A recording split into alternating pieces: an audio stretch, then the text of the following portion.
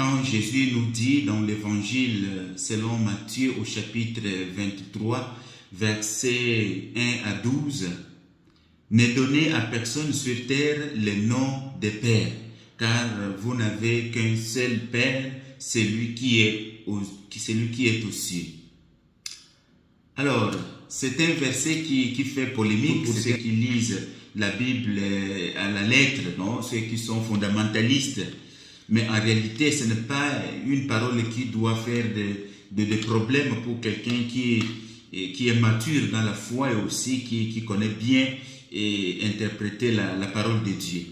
Alors, quand Jésus dit « Ne donnez à personne sur terre le nom de Père », Jésus dénonce ici l'hypocrisie, surtout des pharisiens et des scribes, de ceux qui cherchent des titres pour dominer sur les autres.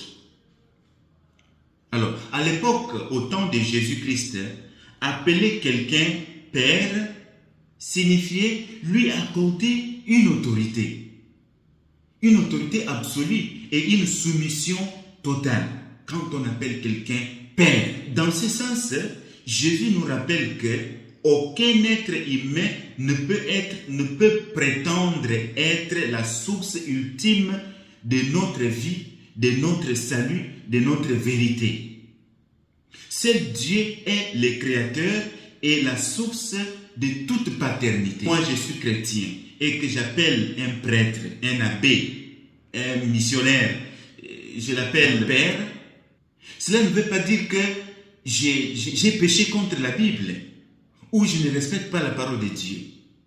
Appeler un prêtre Père, parce que ce prêtre-là, cet abbé ou ce missionnaire, il engendre et nourrit la vie spirituelle des fidèles par les sacrements et la parole de Dieu.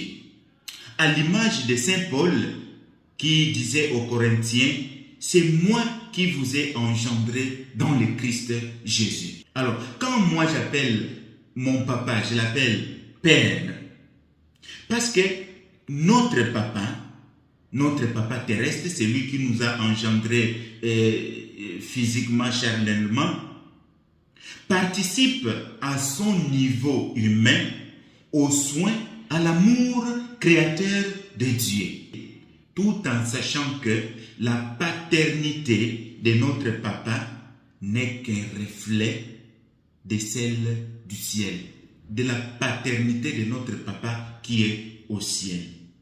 Donc, appeler quelqu'un